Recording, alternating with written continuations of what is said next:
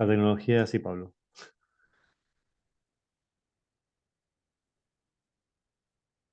¿Se oye? Perfecto. Sí. Ahora sí.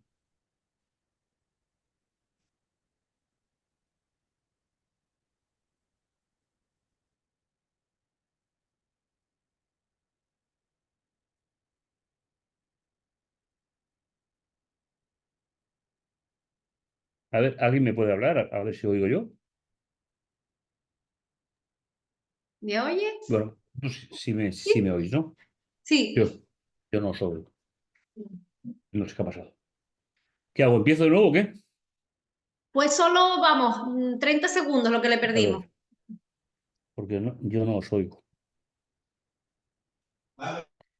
Este es el altavoz. A ver si os oigo ahora. ¿Me oyes? Lo siento, pero no sé qué ha pasado.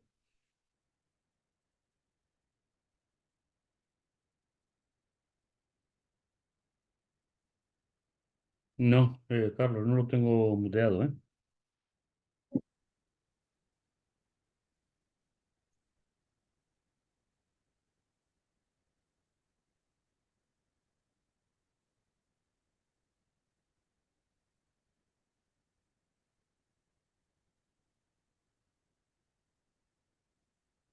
En el libro. ¿Eh? Y, por ejemplo, fijaos aquí un ejemplo. Vamos a intentar poner un ejemplo de cada uno de ellos. Eh, Aquí hay una declaración de Jesús que dice, viendo Jesús la fe que ellos tenían, ¿eh? ¿Cuál es la declaración que hace después de tener este encuentro con el paralítico? Pues para que sepáis que el Hijo del Hombre tiene poder en la tierra para perdonar los pecados. Esta declaración de Jesús forma parte de un modelo que que Marcos va a utilizar de todos los recursos que Jesús fue desarrollando a lo largo de su vida, sobre todo su ministerio. ¿Eh? Entonces, en el centro nos coloca la historia que utiliza para luego hacer una declaración, por decirlo de una manera institucional, pues para que sepáis que el Hijo del Hombre tiene en la tierra poder para perdonar los pecados. Entonces, viendo la fe que ellos tenían, Jesús va a hacer una declaración importante. Hay otro tipo de relatos, ¿eh? Que son los que suelen llamar milagro. Lo que pasa es que la palabra milagro no aparece en la Biblia. Es muy curioso que tengamos una costumbre de utilizar en la Biblia un término que es latino. Es decir, eso surge en la Edad Media, en el momento del latín. ¿Vale? En la Biblia le suele llamar obras portentosas, obras de poder de Jesús. Ahí tenéis un poco el tema. La palabra milagro viene de ese término, que significa admirar o contemplar con admiración. Si os dais cuenta, si nosotros hablamos de obras de poder de Dios, hablamos de Jesús. Si hablamos de la admiración, hablamos de lo que lo ven. Esa idea de los que ven las obras de poder de Jesús es lo que en la Biblia no va a aparecer, pero sí van a aparecer lo que se suele conocer como el poder que tiene Jesús sobre su creación. Eso sí que, y digo, en el libro van a aparecer 17 relatos de obras trascendentes, relevantes de Jesús. Por ejemplo, dice, había precisamente en su sinagoga un hombre poseído por un espíritu inmundo. ¿eh? Hace ese uso de ese poder que él tiene y la fama de Jesús se va a extender por toda la región de Galilea.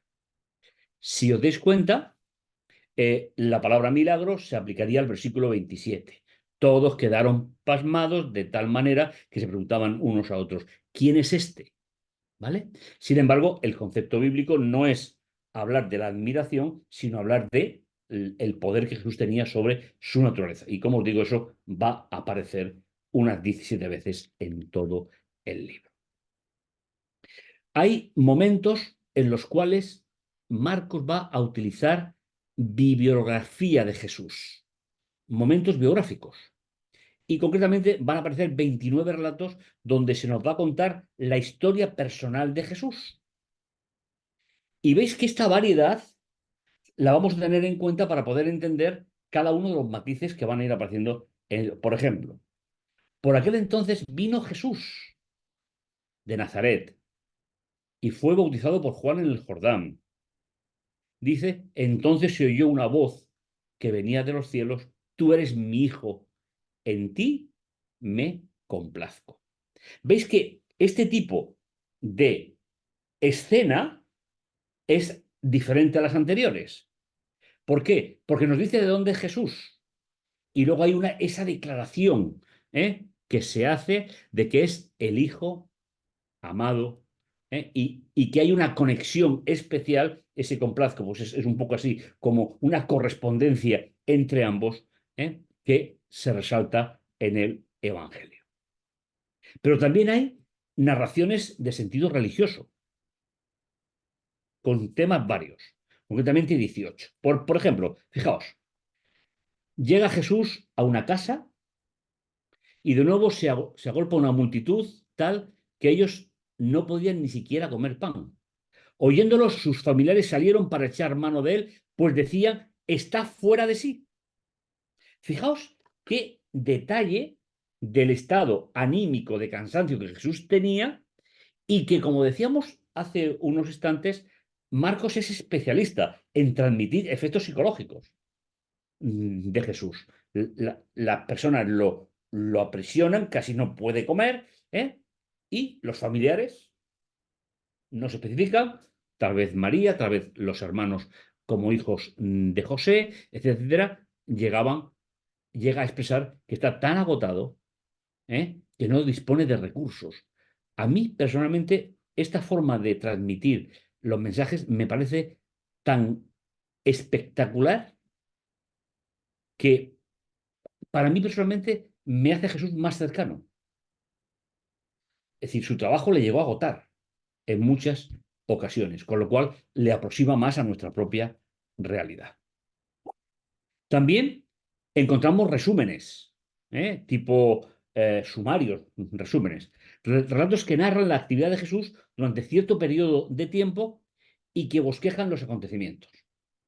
Hay dos de los más importantes, aunque hay muchos de ellos. Fijaos, después que Juan fue entregado, Jesús fue a Galilea anunciando el Evangelio de Dios y diciendo, el tiempo ha sido cumplido y el reino de Dios al alcance de la mano. Arrepentíos y creed en el Evangelio. Recordar, estamos hablando de pequeños resúmenes, de circunstancias que se extractan y que no siempre va a dar otras muchas explicaciones, por la mentalidad, como decíamos al principio ya, de los destinatarios. La segunda se encuentra en el capítulo 3, versículo 7, pero Jesús se retiró con sus discípulos hacia el mar y mucha gente de Galilea y de Judea, de Jerusalén, Idumea, Jordán, gran multitud alrededor de Tiro, de Sidón, oyendo todas las cosas que Jesús decía. Y por causa del gentío, Jesús dijo a sus discípulos que les tuviera lista una barca para que no lo oprimieran, porque había sanado a muchos, de manera que cuantos tenía azotes caían sobre él, y cuando los espíritus inmundos lo veían, caían y gritaban, tú eres el Hijo de Dios. ¿Veis que es una forma de resumir de manera especial esos pasajes en los cuales pues, el evangelista, inspiradamente, pues decide darnos esas pinceladas especiales sobre Jesús? Y esto va a estar repartido por todo el libro. No podían faltar lo que se llaman las parábolas. Ese término sí aparece en los evangelios, incluso en las epístolas de Pablo. ¿Cómo resumiríamos una parábola? Una parábola es un género literario, una forma de hablar o de escribir que permite que verdades espirituales sean reveladas a través de ejemplos concretos y comprensibles para los que le están escuchando. Y aquí tenemos que hacer un énfasis importante. La parábola siempre tiene un contexto. La parábola era algo que ya empleaban los griegos, los grandes sofistas, antes, 3, 4 siglos antes de Jesús, lo empleaban los fariseos y lo empleó Jesús. Es decir, para explicar realidades celestiales a través de acontecimientos diarios. Y ahí es donde vamos a ver una riqueza literaria de expresión en el libro que merece la pena que podamos pensar en él. Por ejemplo, una muy cortita. Dice Jesús: ¿acaso se trae la lámpara para ser puesta debajo del almud o debajo de la cama? ¿No es para ser puesta sobre el candelero? Fijaos qué parábola más pequeñita. He cogido una pequeña, unas muy largas, pero que finalmente Jesús les está hablando de una realidad celestial. ¿Cuánto podemos aprender en Marcos? También los otros, pero estamos con Marcos. De cómo Jesús va a representar situaciones celestiales a través de realidades diarias. Marcos lo hace muy bien. Sabe escribirlo muy bien. Pues bien, visto todos estos retazos, que luego iremos viéndolos y resaltándolos, entramos en la primera gran parte del libro, donde identificamos las primeras grandes, la introducción al libro completamente. Lo hace de una manera determinada, que no coincide ni con Mateo, ni con Lucas, ni con Juan, sino que lo hace de manera particular, a eso ya estamos acostumbrados, y va a juntar en la primera parte del libro, va a juntar 3 ideas. La primera es la predicación de Juan el Bautista. La segunda es el bautismo de Jesús. Y la tercera es la tentación de Jesús. Con algunos nexos de unión entre ellos que me parece realmente importante. Por ejemplo, ¿cuál es la relación que hay entre la predicación de Juan el Bautista y el bautismo de Jesús? Simplemente una pequeña frase temporal. Y aquellos días sucedió. Y se pasa del 1.8 al 1.9. Y la segunda, ¿cómo se pasa del 1.11 al 1.12? Una simple frase. De modo que, y nos introduce la tercera de las microsecciones. Sigue siendo una genialidad, aunque os sorprenda y posiblemente a alguien no le dé la importancia o la trascendencia que tiene en el libro. Pero es muy importante cómo relaciona las 3 primeras reflexiones a través de 2 frases. La primera: en aquellos días sucedió. ¿En qué día? ¿En qué días?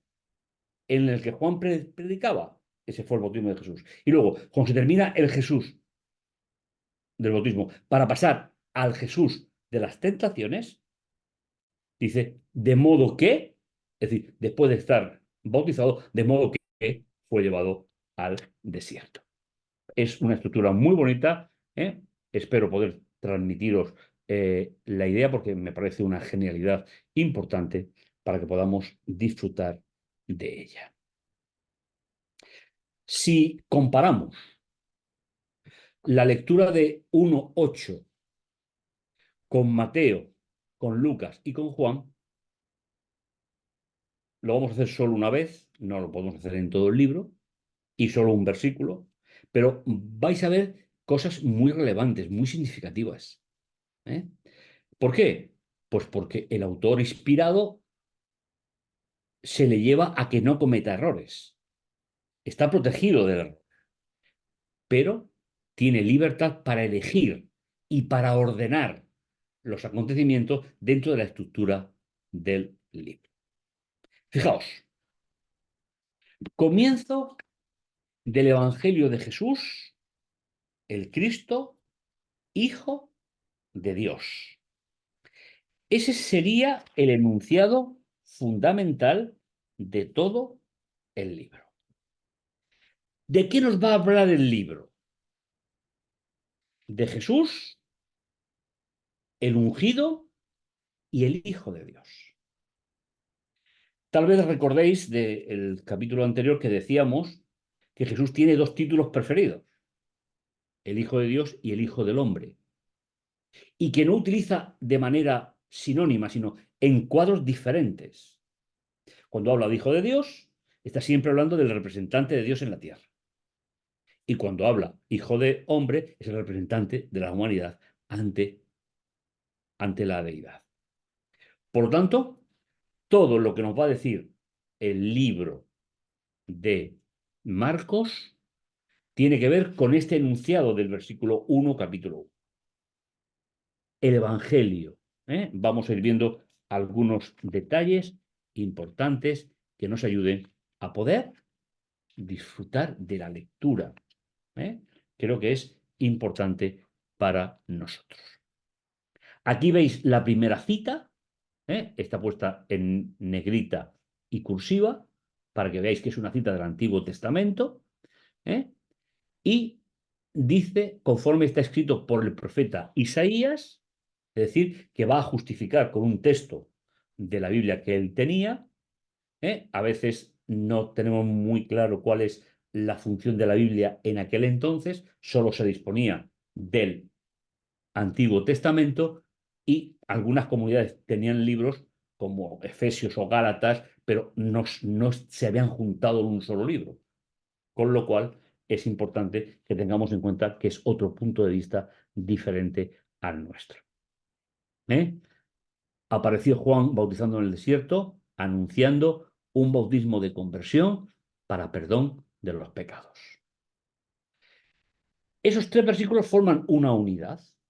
¿Por qué? Porque no hay un punto entre ellos en el original. Acudía el gente de toda la región de Judea y de todos los de Jerusalén y eran bautizados por él en el río Jordán. Veis que está dando una situación geográfica, algunos de los puntos que hemos visto. Tras confesar sus pecados. Juan llevaba vestido de piel de camello y se alimentaba de langostas y miel silvestre.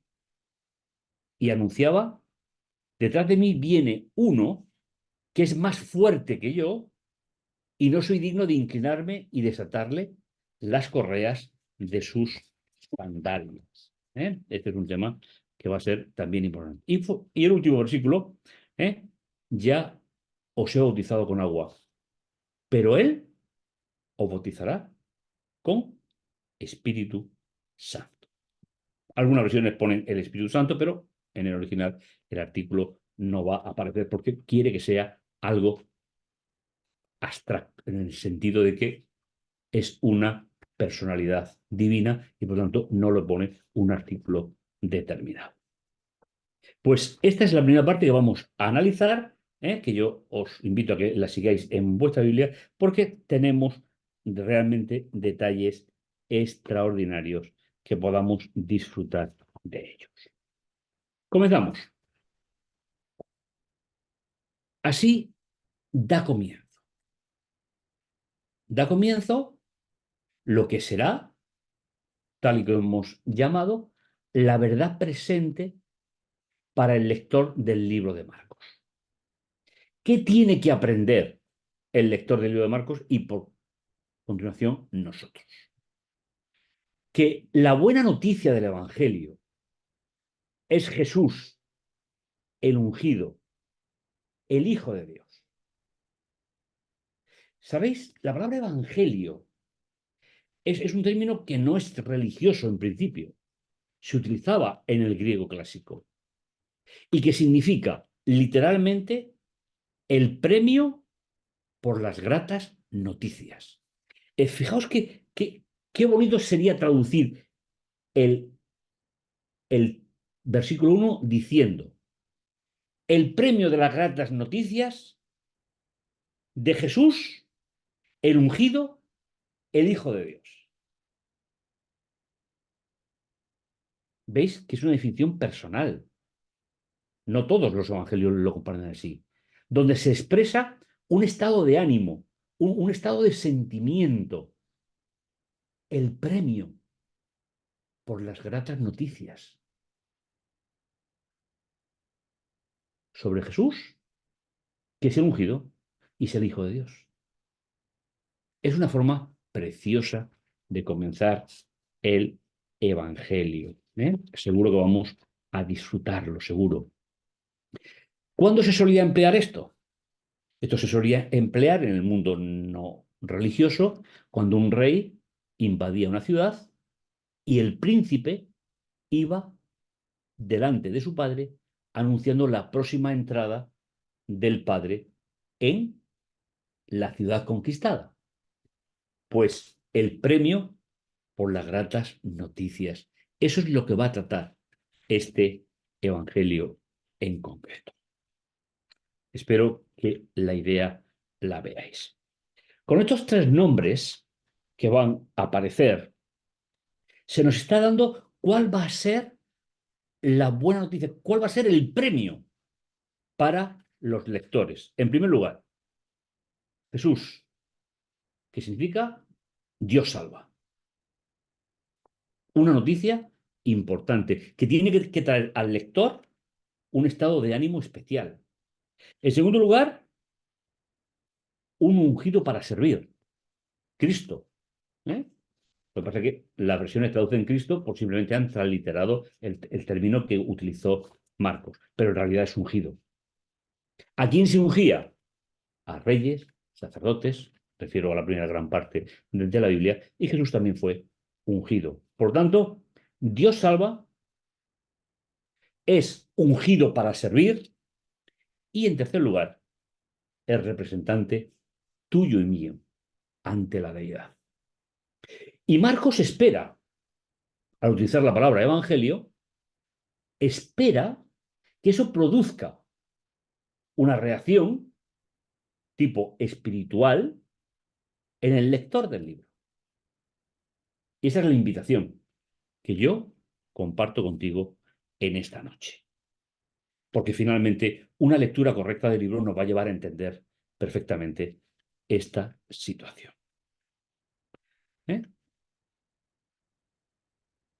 El versículo 2, que es la cita que hablábamos, está compuesta de dos, ha juntado dos citas libremente del Antiguo Testamento. La primera está en Segunda de Reyes, la segunda en Malaquías 3:1, ¿eh? Interpretando la cita como una cita mesiánica. Es decir, la cita de Malaquías, Marcos le va a dar un valor mesiánico. El uso del término desierto, y esto va a ser importante en todo el libro por su mentalidad hebrea, el uso del término desierto recuerda la voz de Dios durante los 40 años de travesía del desierto. Porque, ¿sabéis? En la Biblia, la gran parte de la Biblia, lo que nosotros traducimos por desierto significa literal el lugar donde Dios habla. Es importantísimo este matiz. No se refiere a un lugar tórrido, seco, no, se refiere a un lugar donde Dios habla. Sino cómo iban a vivir esos ganados y 2 millones de personas que salieron de Egipto. Lo que la Biblia nos dice de la parte donde Marcos saca la cita es que la travesía del desierto fue el lugar donde Dios se comunicó permanentemente con su pueblo. Un Dios trascendente, un Dios real. Por lo tanto, lugar donde Dios habla. En el versículo 4 anuncia que Marcos entiende que Juan el Bautista era un precursor, siendo la palabra que anuncia el arrepentimiento para el perdón de los pecados. Juan era el bautista y el predicador. Estaba en el desierto, estaba anunciando la palabra de Dios.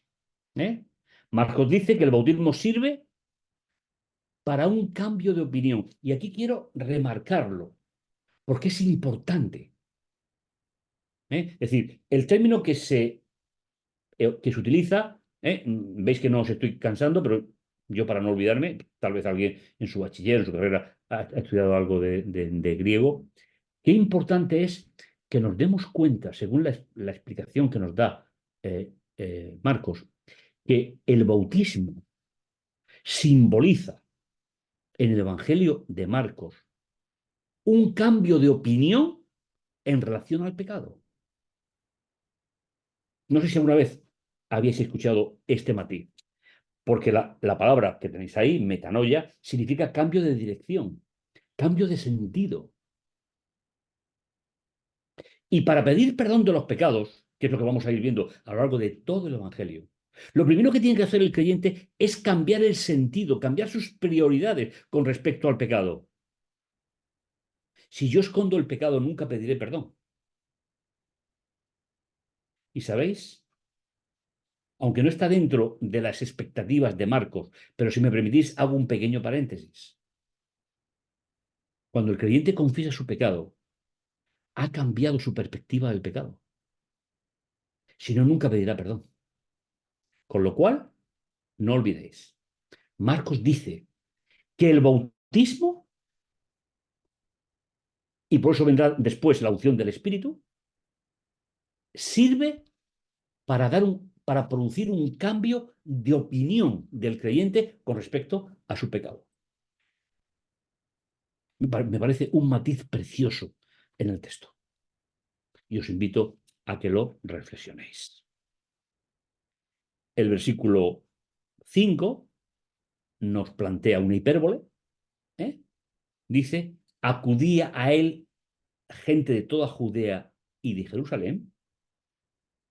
Y de una forma nos explica, con esta frase, el impacto de la predicación de Juan. Es decir, si os dais cuenta, está hablando de que el bautismo tiene que llevar a un cambio de paradigma con respecto al pecado, y la gente acudía de Judea y de Jerusalén porque estaban impactados. ¿Por qué estaban impactados? Porque la tradición de la época hacía del pecado un deterioro de la relación con Dios. ¿Cuál es la novedad del Evangelio?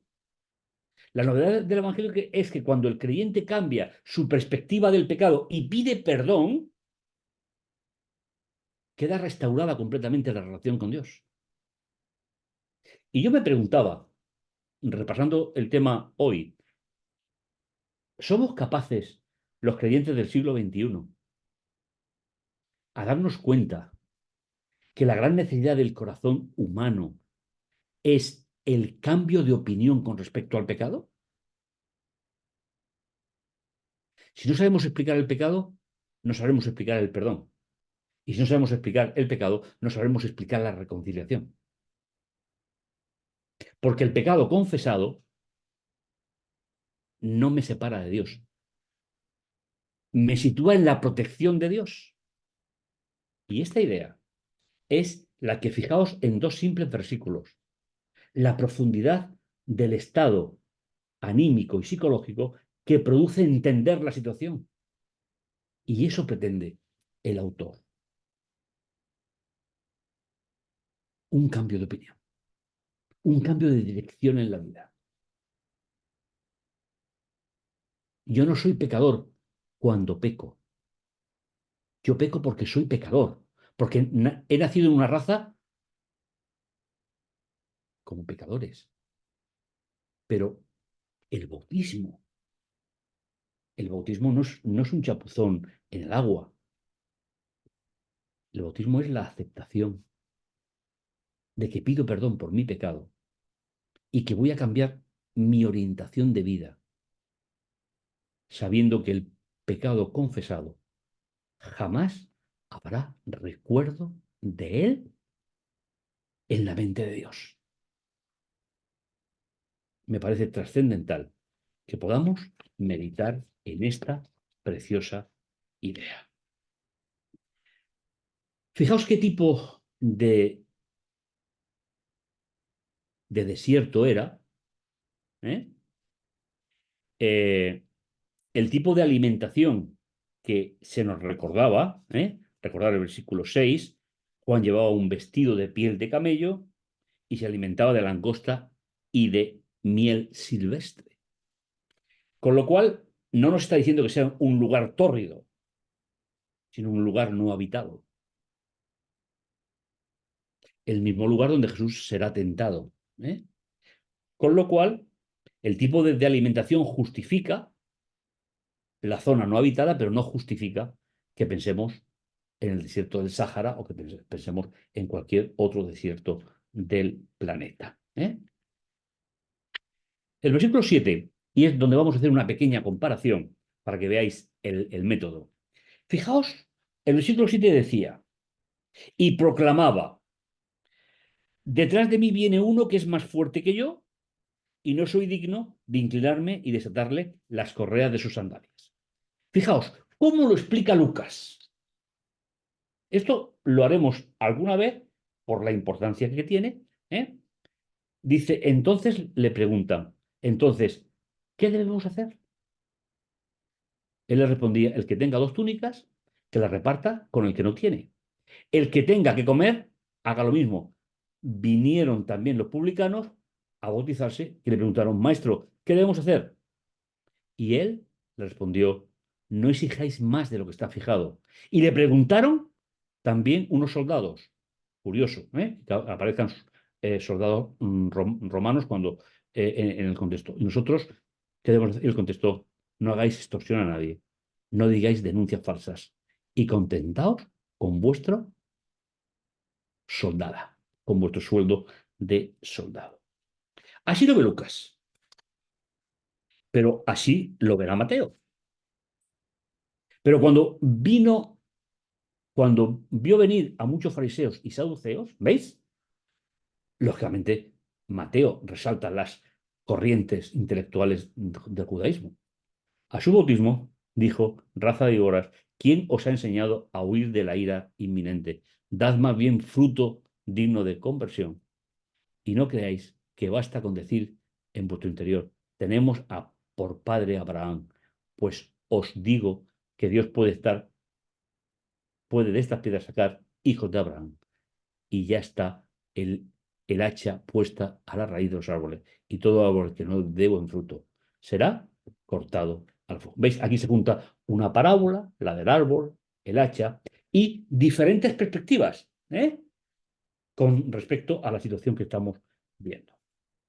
En resumen, el comentario de Marcos no se centra ni en la ira venida, como se menciona en las referencias al hacha para cortar el árbol, no se fija en cómo se levanta la paja y se separa del trigo antes de ser quemada, y tampoco aborda las exhortaciones dirigidas a la multitud, a los publicanos y a los soldados, sino que se centra solamente en favorecer, y si tenéis la Biblia abierta podéis volver a leer el versículo 7, detrás de mí viene uno que es más fuerte que yo. En eso se centra precisamente el mensaje de Marcos. Y eso tal vez los soldados romanos lo entendían perfectamente, ¿eh? Que yo no soy digno de desatarme las correas de sus sandalias. ¿Veis? Es un ejemplo, repito, lo haremos alguna vez, no podemos hacerlos en todo, pero que finalmente nos va a ir dando matices impresionantes. Y el último versículo de la noche, ¿eh? Dice, yo he bautizado, versículo, ¿eh? Marcos enfoca su relato en la profecía sobre la venida de alguien más poderoso que él y el bautismo específico de Jesús. Los romanos se creían invencibles. El ejército romano era lo que era, ¿vale? Fijaos qué matiz tan impresionante el que podemos encontrar. No le importa el diálogo con fariseos, saduceos, no le importa la temática de otros evangelios. Simplemente les quiere dejar muy claro. Profecía sobre la venida de alguien más poderoso que Juan el Bautista y el bautismo de Jesús. Y termino. La segunda afirmación de Marcos se centra en un importante contraste entre el bautismo de Juan y el bautismo que iba a venir por medio del Espíritu Santo. Así, mis hermanos, nos encontramos con la introducción al libro. La primera parte. ¿Cuál es el mensaje central? Hay una necesidad. Y esa necesidad se va a explicar con detalles preciosos. Pero simplemente yo quiero resumiros algo para que no se nos olvide en esta primera parte del libro. ¿Qué valor tiene para Marcos el bautismo? Porque después viene el bautismo de Jesús, que será la siguiente porción. Un cambio de paradigma mental, un cambio de orientación de vida. Y no olvidéis, la Biblia nunca te pedirá nada que tú y yo no podamos hacer. Si lo pide, es posible. Así que vayamos pensando en lo importante de esta primera sección. Después tendréis el vídeo, lo podéis repasar, etcétera, etcétera. Lo importante que es que sepamos que el bautismo no es un sentimiento. El bautismo es un cambio de dirección en la vida con respecto al pecado. Y eso es lo que realmente nos quiere demostrar en esta primera parte del libro. Y eso se produce por medio no solo del agua, sino por medio del Espíritu. La gran promesa del Espíritu para estar relacionada con el bautismo. Que el Señor os bendiga y que podamos seguir disfrutando, espero.